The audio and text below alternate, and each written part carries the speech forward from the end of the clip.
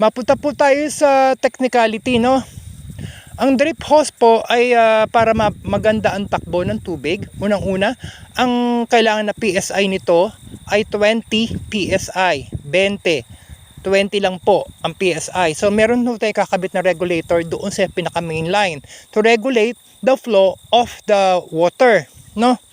Tapos po,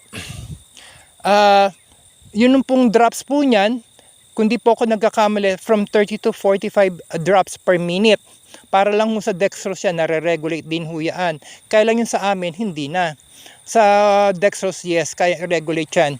Kasi may stopper, may roll stopper yan. Ito wala. Kaya yung mga 30 to 45 drops per minute na yan, kalkulahin nyo na doon. From there, ilang oras nyo patatakbuhan o padidiligan ng tubig ang inyong mga tanim. Lalo na if you're doing the field planting, no?